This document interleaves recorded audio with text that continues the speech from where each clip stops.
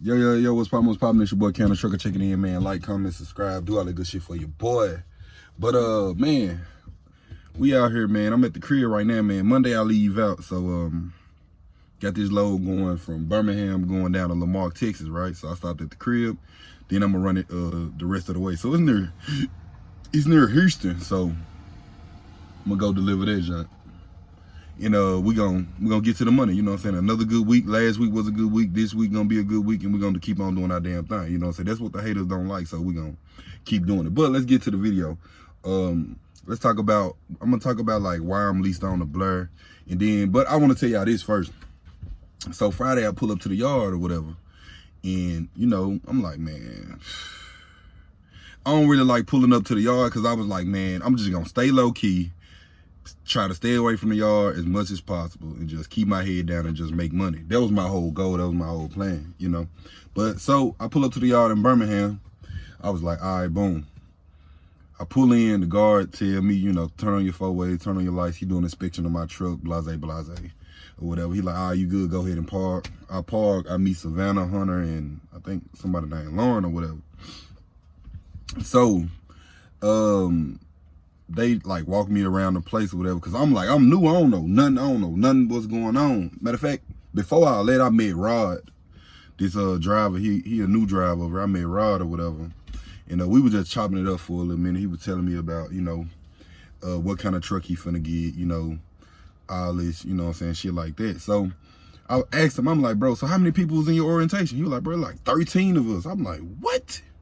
So for people to be like, man, Blair gonna be oversaturated, bro. When I was in orientation, it was 25 people in Birmingham. I did my orientation in Hope, Arkansas. You feel me? It was 3 of us there, and it was 25 LPs in Birmingham. So forget all that, for real. Y'all know what I really wanted to say, but I'm gonna keep it PG-13. So, bam, I pull up, I holler at them or whatever. Hold on, y'all, it's a truck coming by. I don't even know why he even coming through here. That's the crazy part about the shit. But, so I pull up, and then next thing you know, I meet the COO or the CFO or somebody. So I'm just shaking hands. I'm like, hey, how you doing? You know, and then I see drivers in there. They talking to their driver manager or whatever.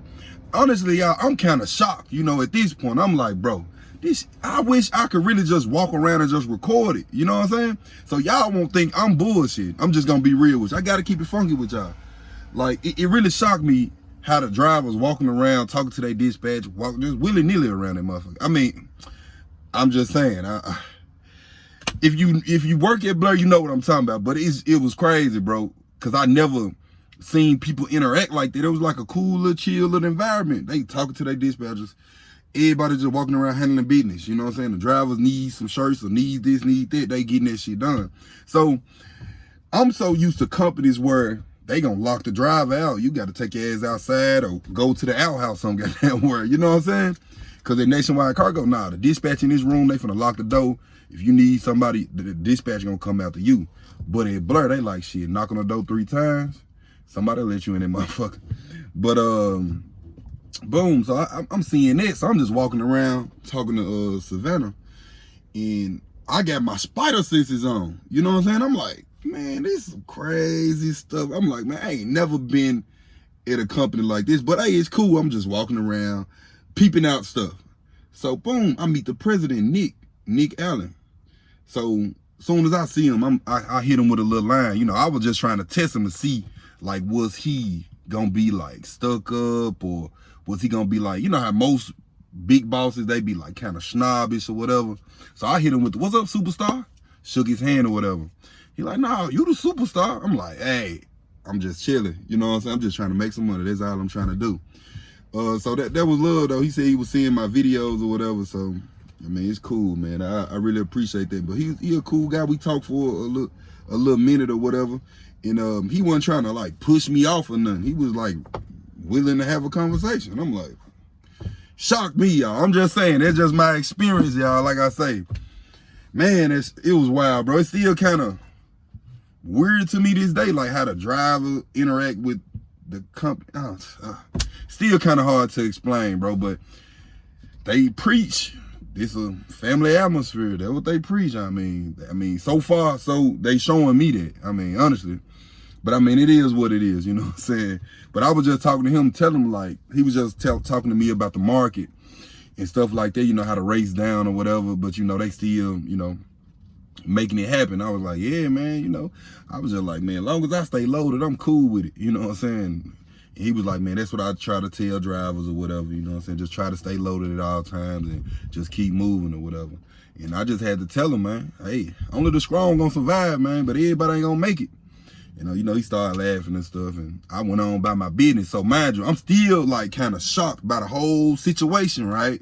Because I never been at a company where the drivers is just walking around, you know, handling business. Like, all right, I need to talk to this person. I need to talk to safety. I need to talk to this person.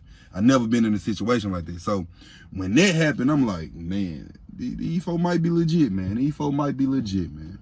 For real. But this is just my experience, and I'm just sharing it with y'all, bro. But, you know, they say they for the driver, but so far they've been holding it up.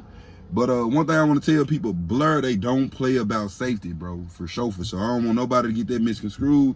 They don't play about your logs. They not finna babysit you about your logs. Make sure you certify your logs every day.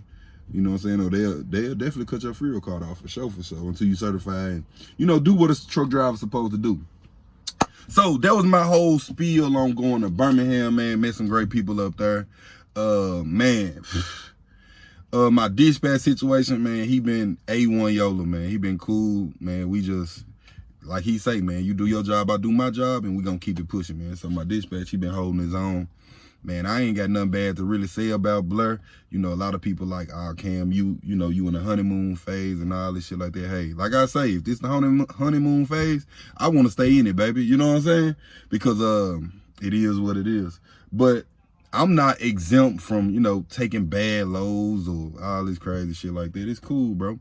So what I want to say, man, why I'm leased on the Blair, I'm just glad I told y'all that little spiel or whatever. But why I'm leased on the Blair, bro, because when I came over here, bro, I was just trying to, you know, get some money.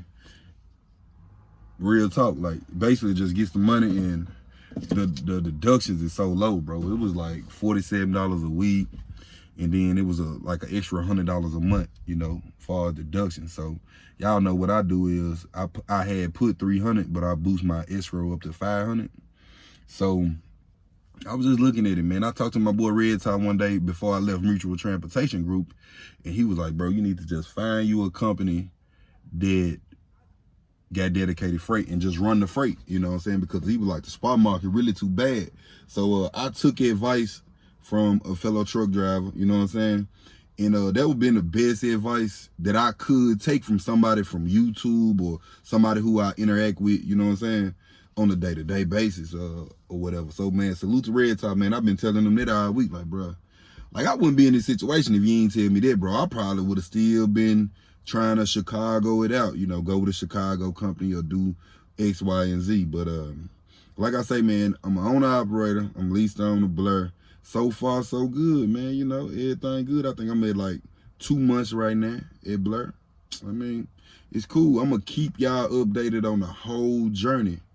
You know, they pay 70%. You know, I always had the mindset I'm going to get the 88% and all that shit like that. So let me break something down to y'all. Y'all know back when I was at RT Group, I was getting 88% of the load, right? And some stuff I didn't put on my YouTube because I was like, that's too much information. I ain't gonna put y'all in the business. But I'm willing to share it now. You know, RT Group tried to charge me like $4,000 for a radiator. You know, my radiator busted. They tried to charge me $4,000. Mind you, my warranty covered a radiator. So the warranty people like, all right, if RT Group, the company who you leased on with, if they fix the radiator and they willing to work with us, we would pay for the radiator. I'm like, all right, cool.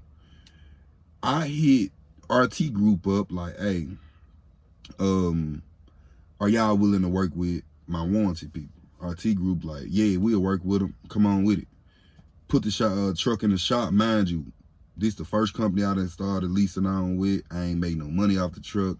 All this shit like that. So before that, I had to spend $1,200 out of my pocket to get some air brakes, get a brake chamber fix, all type of shit, just little shit going on with the truck. I had to spend like $1,200.